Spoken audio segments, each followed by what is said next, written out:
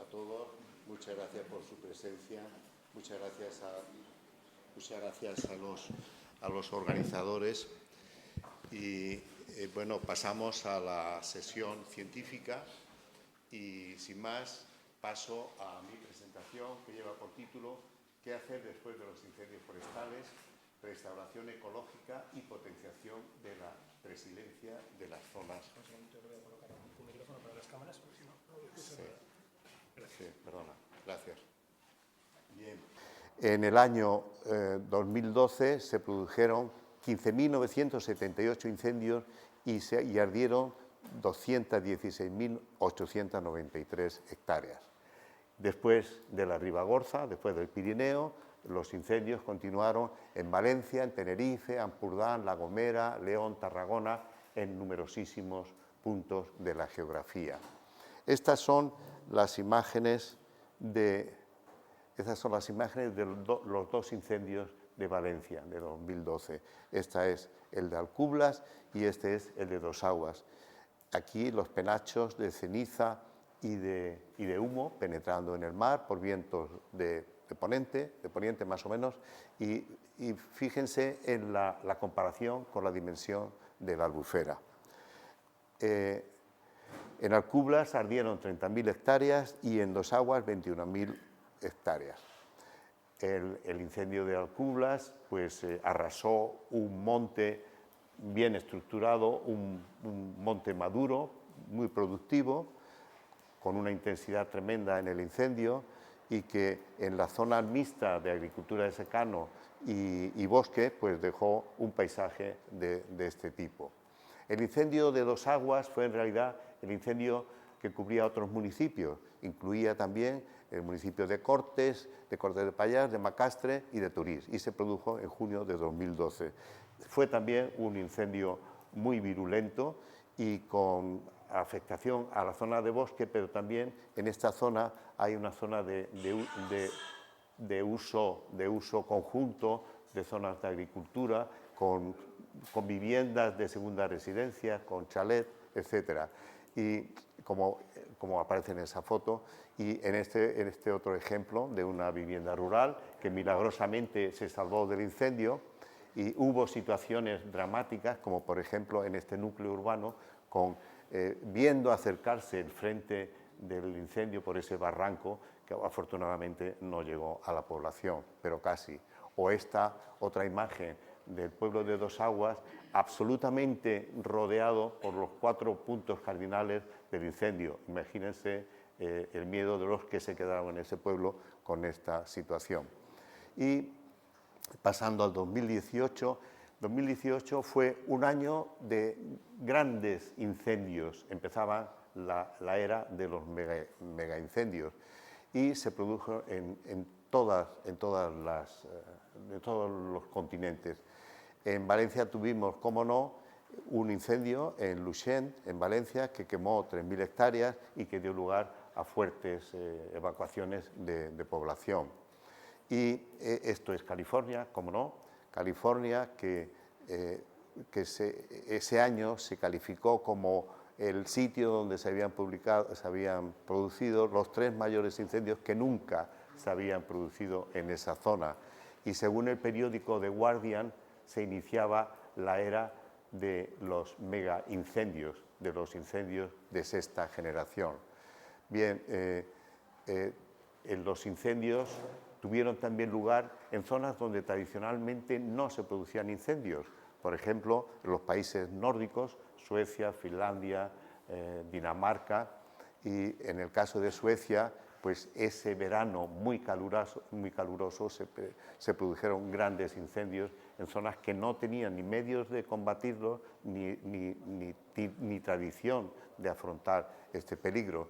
Pero también se produjeron incendios en torno al círculo ártico, en zonas como Canadá, Siberia, en Mongolia, aparte de los incendios tradicionales de la Amazonía, de Australia, del Mediterráneo, etc. En 2019 hubo un incendio muy espectacular, sobre todo en la Amazonía. En esta imagen se observa la dimensión del incendio.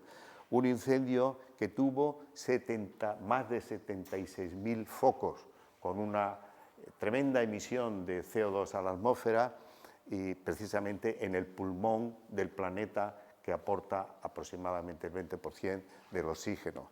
En la Amazonía pues hay siempre connotaciones de quemar intencionadamente la selva, la jungla, para dar lugar a explotaciones, sobre todo ganaderas.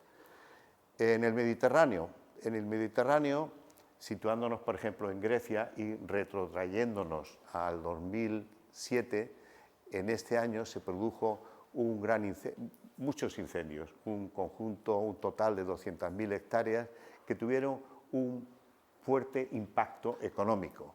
Se valoró en 3 billones de euros los daños producidos, que en aquel tiempo representaron el 0,6% del Producto Interior Bruto del país. En esta imagen se observa la cantidad de incendios, todos estos penachos de humos, de cenizas, y en esta imagen es una imagen dramática porque es Atenas y el Partenón rodeados de llamas. Y yendo a julio de 2018, pues se produjo una situación otra vez de grandes, de virulentos incendios prácticamente que no se podían controlar, y se declaró una emergencia nacional entre otras cosas, porque se provocaron 74 muertos. Y en esta imagen de aquí abajo, pues se observa otra situación dramática en la que la población, para sobrevivir, para salvar su vida, pues se refugiaba en esta estrecha faja de playa, porque los incendios llegaban hasta el nivel del mar. Y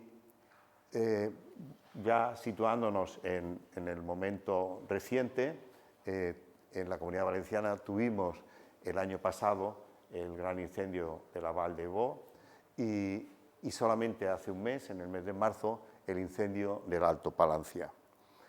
Esto corresponde a la Val d'Ebo, y esto es una escena del control de ese incendio virulento, que se produjo por un rayo que se descontroló y que solo se apagó porque se produjo una cierta cantidad de lluvia con granizo. Y bueno, pues dio lugar a daños económicos, también a desalojos y también dentro del tipo de mega incendios, que es lo que desgraciadamente están aumentando en estos momentos. Este es el incendio del Alto Palancia de hace un mes. Este es Montán, rodeado de llamas, y esto es una vista de la dimensión del incendio, con una utilización mixta de un bosque maduro y bien formado, junto con zonas de agricultura de secano parcialmente o totalmente abandonadas, y también se vieron afectadas muchas viviendas rurales, como por ejemplo se ve en esta fotografía. Y ahora, en estos momentos, se están produciendo incendios. Hace poco tuvimos un conato en Benicàssim, pero España es realmente un auténtico polvorín en estos momentos, y en cualquier sitio puede provocarse un incendio. Bueno, en el incendio del Alto Palancia, que se me olvidó comentarlo, pues se produjo una situación de fuertes vientos de poniente de más de 70 km por hora, una humedad relativa de menos del 20% y unas temperaturas muy elevadas, que hacen prácticamente que no se puedan controlar. Pero volviendo a la situación general en estos momentos, pues el caso de la cordillera cantábrica, Asturias, Cantabria y Galicia, es una situación realmente difícil de asimilar. Hay una cultura de quemar sus montes con unos objetivos equivocados de aumentar la fertilidad de los pastos. No es necesario quemar el monte para aumentar la fertilidad del pasto, para cambiar la utilización del territorio, en fin, una amplia casuística. Pero de hecho, En Galicia se queman cada año entre el 30 y el 40% de todos los incendios del país, cada año. Y bueno, también situaciones de incendios en Cataluña, en Andalucía, etcétera, etcétera. Por ello, haciendo una breve referencia a esta serie de años, en 1985 tuvimos el incendio que ha batido todos los récords en España. Se quemaron casi 500.000 hectáreas. En el 94 fue menos, pero fue también un año horrible. Se quemaron casi 400.000.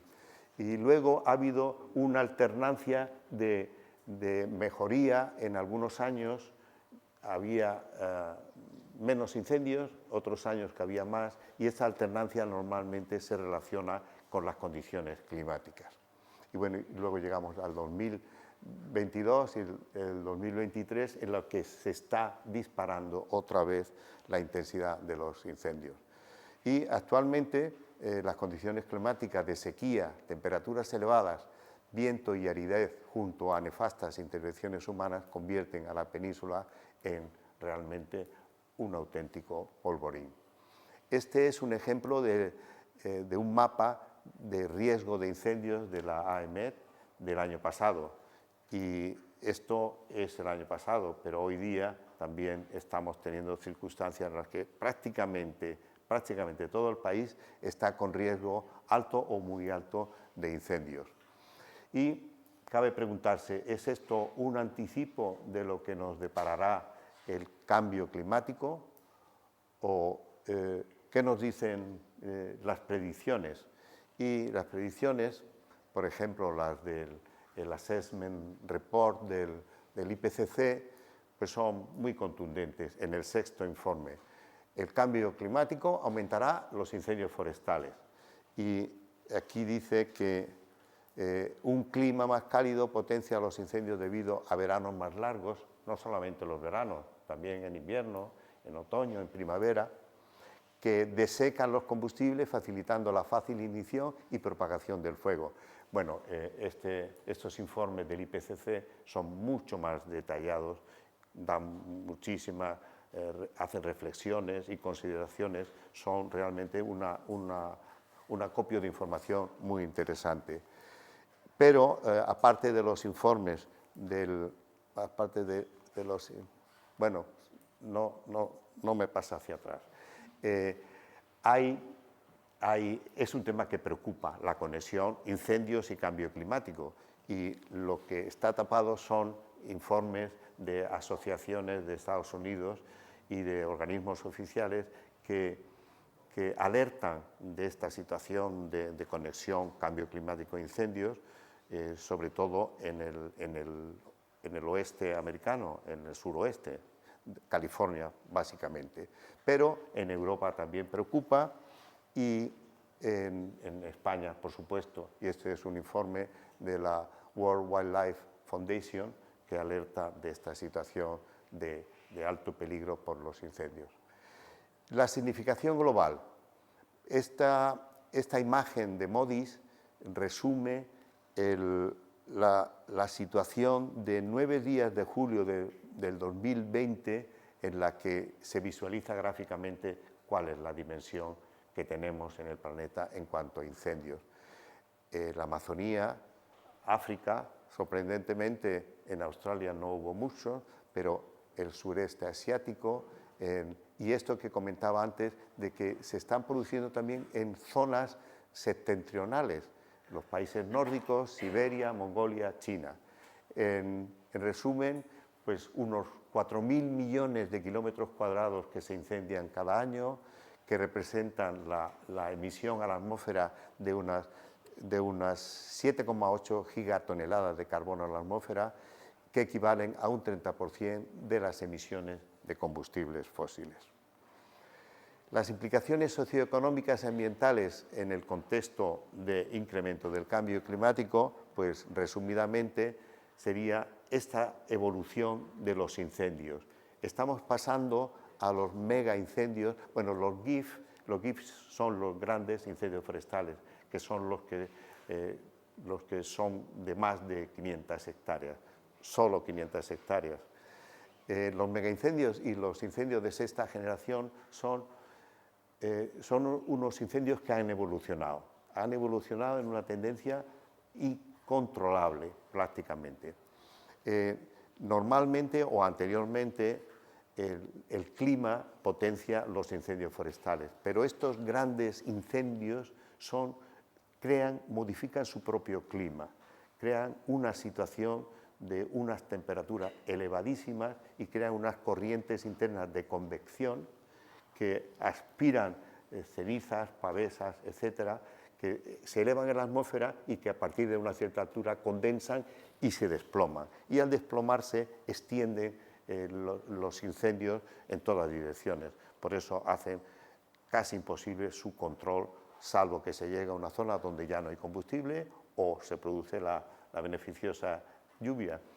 Y esto van aumentando los megaincendios con pérdidas humanas. Por ejemplo, en Portugal hubo un megaincendio en una carretera que se llamó la Carretera de la Muerte, en la que fueron atrapadas y instantáneamente perecieron. Se expanden estos incendios a nuevas áreas que tradicionalmente no se quemaban, se producen con mayor frecuencia fuegos explosivos, que ahora los comentaré.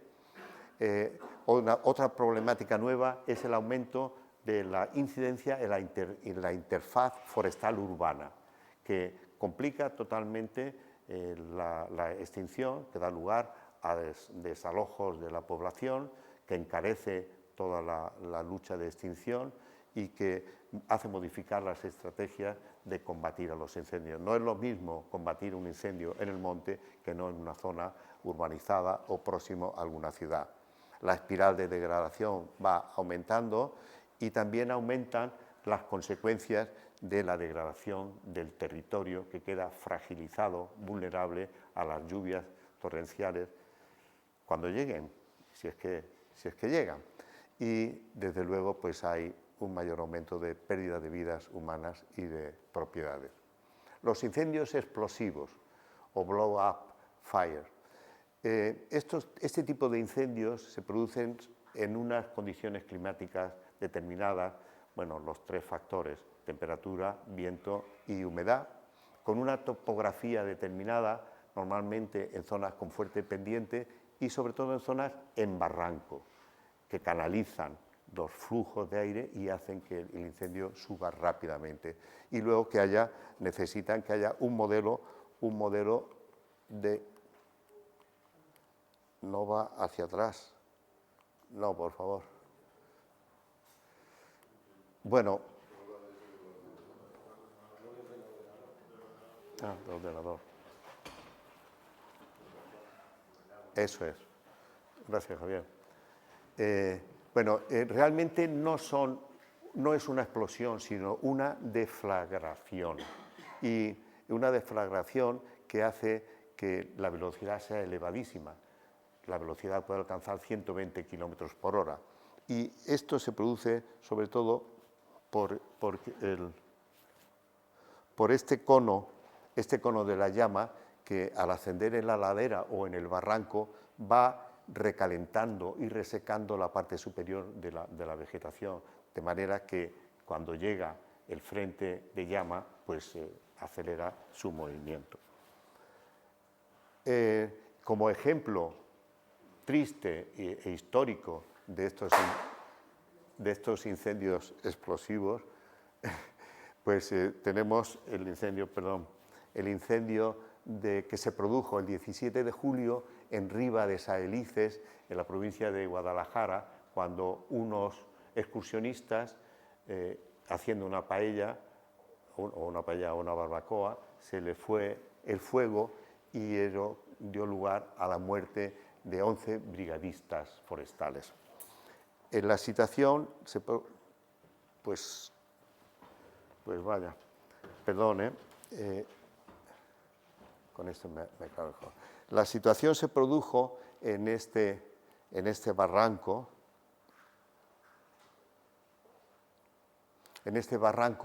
y aquí estaban situados los brigadistas con sus vehículos.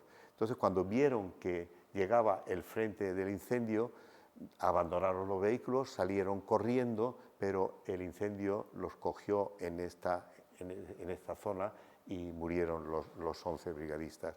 Y esto ocurrió en Guadalajara en 2005, pero se han producido incendios de este tipo, explosivos, por ejemplo, en La Gomera, en un momento en que el gobernador civil con su séquito fue a comprobar las labores de extinción, pues un incendio de este tipo en una ladera empinada, como son las de las Islas Canarias, mató al gobernador y a sus 10 personas en el séquito. Y en Mijares, aquí en Valencia, también hubo un proceso de este tipo que causó la muerte de un concejal, de su chofer y de 5 brigadistas. Es decir, estos incendios son tan peligrosos porque realmente son los incendios que matan.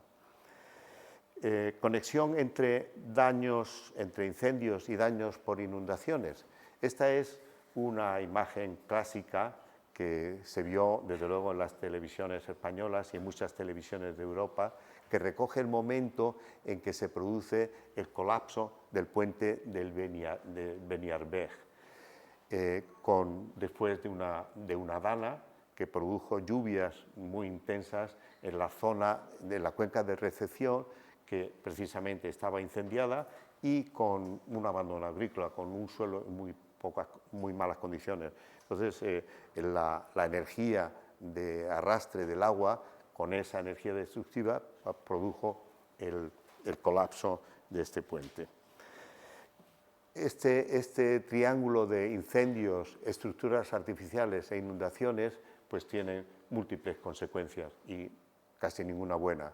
Alteran las escorrentías y el drenaje, crean barreras de contención que cuando se rompen dan lugar a fuertes daños, aumenta la concentración y la velocidad de los flujos de avenidas, aumenta de la energía y la capacidad destructiva, desmantelan de manera muy intensiva el suelo y dan lugar a incremento de daños por sedimentos e inundaciones. Esta es una imagen que no es una imagen extraña en nuestro litoral, y esta otra es la que se produce todos los años en algún punto del litoral. En algún punto del litoral siempre ocurrirá alguna lluvia de este tipo, en este caso es la avenida de Alicante, como reconocerán.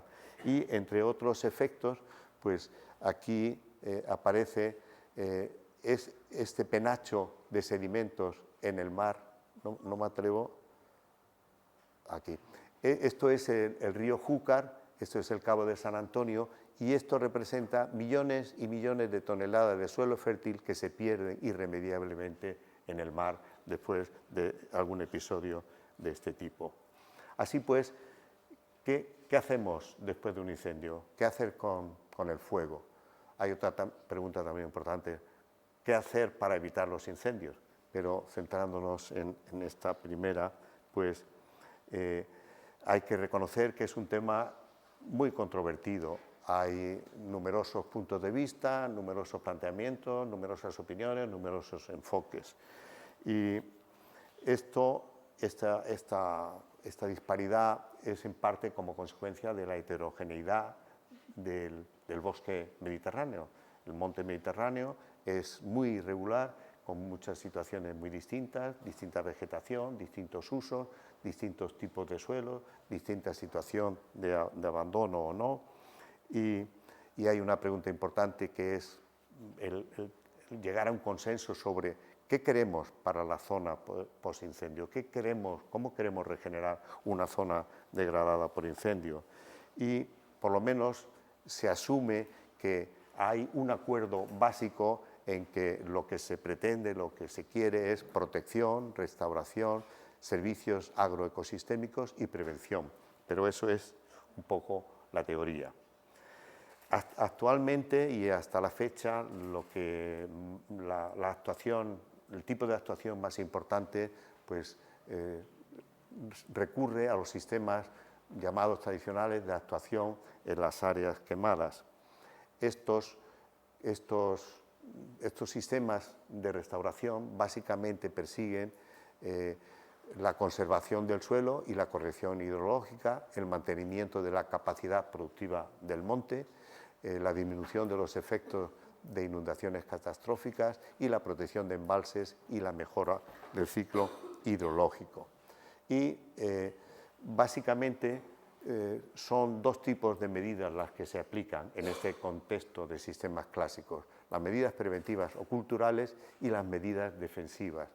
Las preventivas o culturales se orientan sobre todo a la mejora de la calidad del suelo, de su estructura, el aumento de la materia orgánica, de aumentar la infiltración, el disminuir la erosión, etc. Y las medidas defensivas son básicamente 5 tipos: el cultivo a nivel, las fajas de protección, los aterrazamientos, las terrazas de obra y los canales de drenaje. Y hay una abundante literatura en la bibliografía que explica todas estas técnicas clásicas. Pero existen cierta controversia y ciertas críticas sobre estos sistemas tradicionales. Básicamente se les tacha un poco de su impacto ambiental, de que no tienen una adecuada adaptación ecológica, que son obras grandiosas y muy costosas, son intervenciones muy importantes, y también que en algunos casos pues, su eficiencia pues, no está muy clara. Los nuevos planteamientos pretenden aportar una visión más amplia y ecológica de la intervención, protección, restauración y gestión de las zonas incendiadas. Sobre todo hay 2 puntos importantes. Uno es que se hace más énfasis en la perspectiva biológica para la protección del suelo, y esta intervención se hace a múltiple escala, desde la estructura de los agregados del suelo hasta la dimensión del pasaje. Otro punto importante es la filosofía de la restauración ecológica, que son una serie de acciones orientadas a reforzar la composición, la estructura y la funcionalidad del ecosistema forestal. Y otros 2 puntos importantes son que pretenden potenciar los servicios agroecosistémicos, sobre todo mejorando la biodiversidad, la calidad paisajística, las funciones ecológicas, la productividad, etc. Y luego, pues la conexión con el cambio climático, que son unas orientaciones para potenciar esta restauración y su contribución a la adaptación y mitigación del cambio climático. Las técnicas de bioingeniería, de protección del suelo y de ecología tienen 3 niveles básicos de actuación. Las actuaciones directas, que persiguen la protección del suelo a corto y a medio plazo, la restauración de cuencas con estos criterios de restablecer la composición, la estructura y funcionalidad del ecosistema, y luego la potenciación de los bienes y servicios del bosque en cuanto a una productividad forestal sostenible, el mantenimiento de la biodiversidad, la estabilidad del territorio forestal y del territorio circundante, la potenciación de la regulación hidrológica y climática, y también pues, incluye los aspectos de implicaciones socioeconómicas, culturales del monte. Y hay una frase del gran Epicuro que de alguna manera resume la filosofía que se persiguen con estos nuevos planteamientos. Epicuro dice sencillamente que no hay necesidad de asaltar a la naturaleza, solo persuadirla. Es decir, es una filosofía de trabajar con la naturaleza, no contra la naturaleza. Y bueno, pues yo creo que tiene mucha razón el señor Epicuro. La bioingeniería, que cada vez toma más impulso, básicamente consiste en la utilización de plantas vivas o material vegetal para desarrollar funciones de ingeniería, no con hormigón, no con grandes obras duras de fuerte impacto, sino a través de material vegetal. Y hay básicamente 4 técnicas. La de protección del suelo, que básicamente es el cubrimiento, la protección de la superficie, la estabilización del terreno, sobre todo mejorando los efectos mecánicos y la penetración del sistema radicular para que fije el suelo en sitio, sobre todo en las laderas en pendiente. Las técnicas combinadas que utilizan material vegetal, materiales que se autoconsumen como madera, pero también, ¿por qué no?, se utilizan piedras o metales o incluso o incluso hormigón. Y también se utilizan técnicas suplementarias de estabilización que sobre todo utilizan el semillado en el momento oportuno o también las plantaciones en los sitios adecuados. En el contexto del Centro de Investigaciones sobre Desertificación, el CIDE, y en el contexto de un proyecto de la Unión Europea orientado a aportar soluciones ecotecnológicas para la estabilización de laderas inestables, participamos en este proyecto y en la elaboración de este documento y a nosotros, al CIDE, nos tocó la elaboración de un catálogo, de un repertorio de las medidas posibles para esta utilización biológica en la fijación de las pendientes inestables. Y se confeccionó este tipo de ficha en la que se describía la técnica, los materiales que se usaban, su zona o sus posibilidades de aplicación, las ventajas, las desventajas y la efectividad. Y con este esquema, pues, por ejemplo, para el sellar o el estabilizar una cárcava, pues el utilizar esquejes o estaquillas o las plantas adecuadas, hicimos ese inventario que ha tenido mucha utilidad porque facilita esta información en las labores de recuperación biológica. Bueno, el inventario recoge numerosas técnicas disponibles. Y la aplicación de la bioingeniería, voy a poner solamente 3 ejemplos. Uno, el que ocurrió en la provincia, en el agua potable de utilización de agua dulce para la capital, para Córdoba. En el entorno donde está situada ese agua potable se produjo un incendio forestal en julio de 2007 y el temor era que las lluvias de otoño pues daría lugar a la contaminación de esos depósitos. Entonces se organizó un plan urgente de actuaciones de bioingeniería con estas fajinas, estas barreras, estos semillados, y el resultado afortunadamente fue que el agua potable para Córdoba pues se salvó por lo menos ese verano. Otro ejemplo es, bueno, estas son 2 imágenes características de Galicia, como no, incendios, los penachos en los numerosísimos incendios y en el mapa de la derecha todas las manchas rojas, esto es Galicia. Pero en una zona en concreto había el peligro de contaminación de las rías y que afectara a la producción pesquera. Otra vez un plan de bioingeniería salvó la situación. Y luego, como tercer ejemplo, en Aragón, después de un incendio en la comunidad de Aragón, concentrado en unas zonas muy sensibles a la erosión por la abundancia de suelos pobres, suelos esqueléticos, suelos de muy poca calidad y muy erosionables. Entonces, además con dificultades para la autorregeneración. Y bueno, se aplicó estas técnicas y el resultado pues ha sido bastante positivo. Bien, perspectivas generales de las técnicas de bioingeniería. Bueno, pues lo fundamental es que aportan un enfoque ambientalmente más adaptado, un enfoque más adaptado que proporciona a largo plazo mayor estabilidad y ahorro económico, que son técnicas de bajo coste y de buena adaptación paisajística que, como aspecto negativo, que necesitan más manos de obra y en algunos casos hay falta de conocimiento y de disponibilidad del material que queremos poner en un sitio concreto. Y como positivo un enfoque emergente, prometedor y con rápido crecimiento, y da lugar a múltiples beneficios en la gestión de las zonas forestales.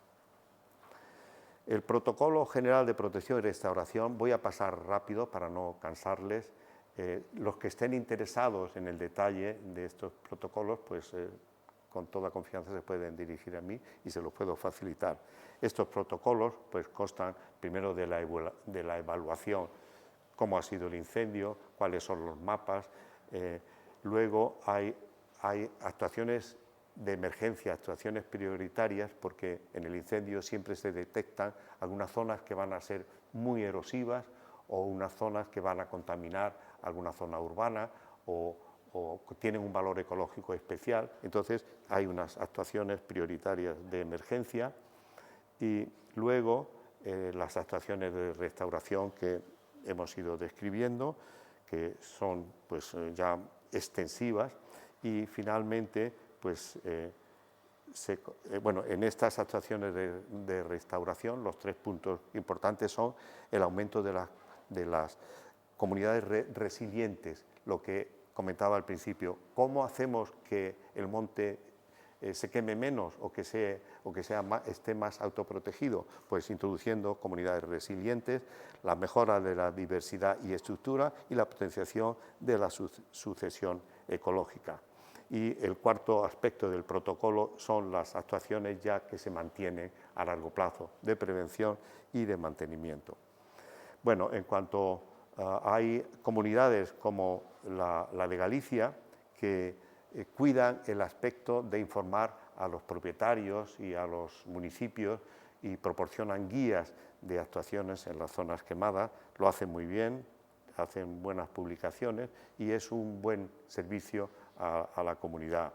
A nivel internacional son clásicos los protocolos del Servicio Forestal de Estados Unidos, también con una orientación a las comunidades y a los dueños privados. Y en este contexto, pues yo creo que la Comunidad Valenciana no vendría mal que editara una guía fácil y bien orientada para ayudar a qué hacer después de cada incendio. El futuro, ya voy terminando. El futuro, bueno, este es un estudio que se hizo en Galicia en 2007, en el periodo comprendido entre 2000 y 2060, y bueno, la tendencia es tremenda, es esa línea roja con una pendiente muy inclinada, que bueno, que se han cumplido las previsiones y la apariencia es que vayan a continuar. Pero esto es Galicia.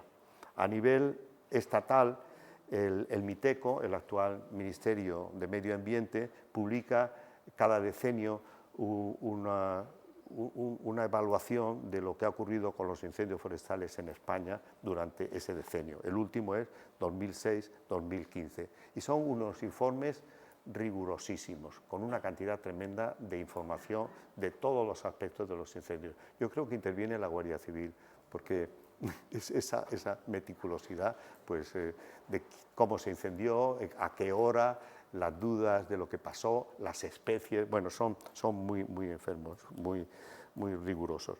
Y de este decenio, de esta última publicación, pues tenemos esta gráfica. Me voy a atrever a ver si puedo señalar. Sí. Bueno, aquí lo que observamos, lo que les comentaba antes, este es el año 1985, casi 500.000 hectáreas. Y este es el 94, 450.000. Pero después de esta pendiente, que parece la misma que el estudio gallego, pues ha habido un descenso importante. En 2012 volvió a subir, pero estas subidas y bajadas son, en primer lugar, porque han mejorado muchísimo la eficiencia en la vigilancia, en la intervención inmediata, en los medios de extinción de los incendios. Lo que ocurre que a partir de aquí, de 2015, parece que esto se esté otra vez disparando. Es la apariencia, pero hay que esperar a los datos. Y hay una cosa que vale la pena comentar, porque si nos situamos en los 60, en los años 60, pues en aquellos años había, pues se quemaban en España a lo mejor 40.000 hectáreas, que ahora nos parece, frente a estas 400.000, nos parece una cosa irrisoria. Y como incendios forestales, pues a lo mejor pues ni llegaban a los 5.000. La situación ha cambiado drásticamente y la tendencia, como les decía, es que esta tendencia pues continúe.